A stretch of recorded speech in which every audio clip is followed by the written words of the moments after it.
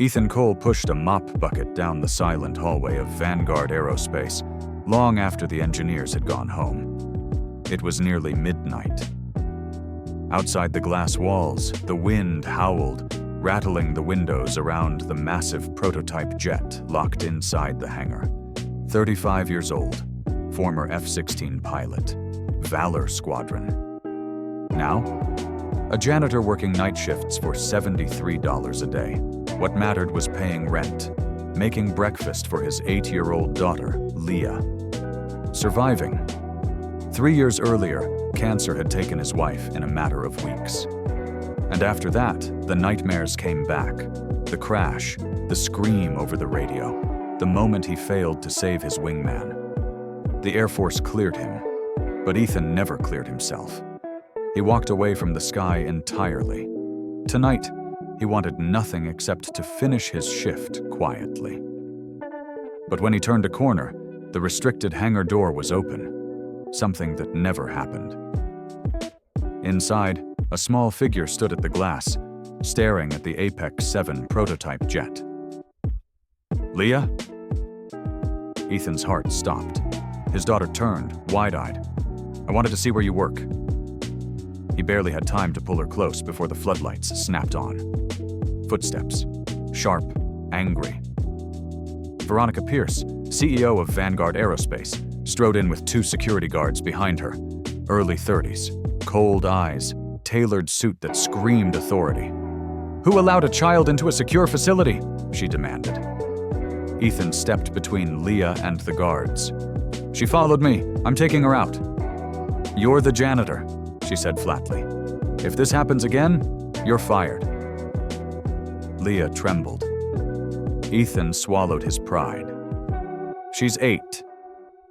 Please! This is $1 billion facility, Veronica snapped. Control your child or leave. Ethan didn't reply. He just took Leah's hand and walked out. 2 days later, he was reassigned to the worst part of the complex, the engine testing wing. Loud, dirty, hot. Perfect for someone the company wanted to forget.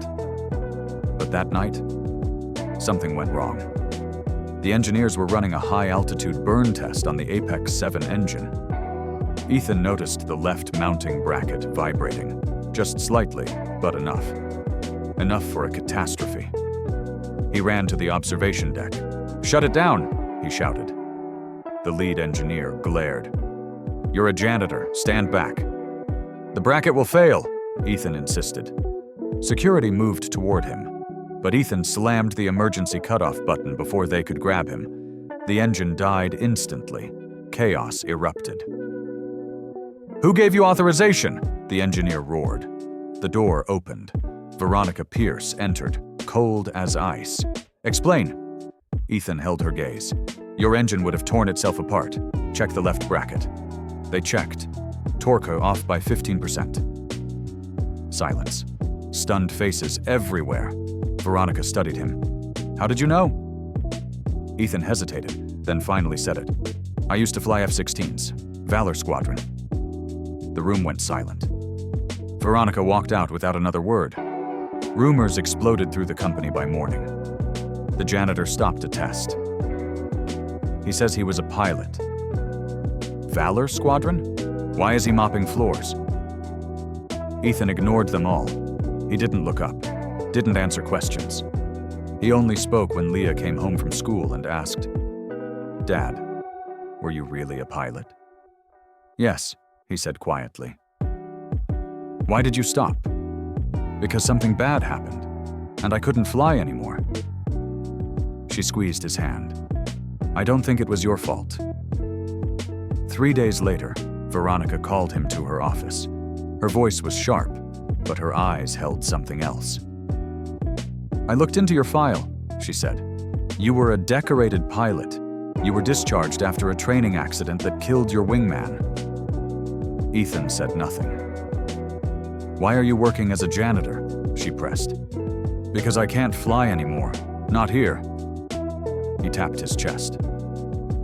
"Not after what happened." Veronica turned away, staring out the window. My father built this company. When he died, everyone thought I was too young, too emotional, so I can't afford mistakes. Not one." She turned back. "You are a problem, Ethan Cole, but not one I know how to solve." Ethan exhaled. "Then fire me." "I should," she said, "but not yet." A week later, Vanguard held a major investor demonstration for the Apex 7 engine.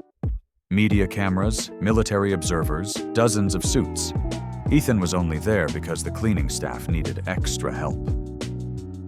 As the engine roared to life, Ethan scanned the setup instinctively and saw it. A hairline crack in the secondary fuel line. "No," he whispered. The crack widened. "Shut it down," he yelled. Security reached for him, but Ethan was already sprinting. He reached the observation deck just as the fuel line ruptured. The explosion tore through glass and steel. Fire engulfed the chamber. Screams, alarms, chaos. Ethan didn't hesitate. He vaulted over the railing into the flames. Smoke blinded him, but he heard coughing. Someone trapped. He found a young engineer pinned under debris. "Kyle." "I've got you," Ethan grunted, lifting the panel despite the fire licking his sleeve and tearing at his old injury. They staggered toward the exit. A second explosion hurled them forward. Ethan hit the ground hard. His sleeve ripped open, revealing the tattoo on his forearm. Wings of Valor. Veronica saw it, and everything changed. Within an hour, news outlets were outside the gates. Ethan, the janitor hero, was on every channel. But instead of being thanked, he received a visit from Vanguard's board. "You've caused a liability," one director hissed.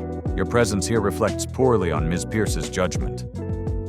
Ethan realized they wanted to fire Veronica and use him as the weapon. Across the city, Veronica watched footage of the explosion on loop. Ethan diving into flames. The tattoo. The truth she'd missed. She opened an old photo. Her father, years younger, standing beside a pilot with the same tattoo. Ethan Cole had saved her father's life, and she had treated him like nothing. The next morning, Veronica stood before a forest of cameras. 2 days ago, she began.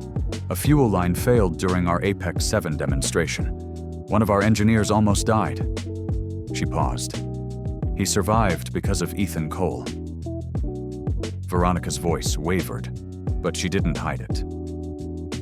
Ethan is a former F-16 pilot, a decorated member of Valor Squadron.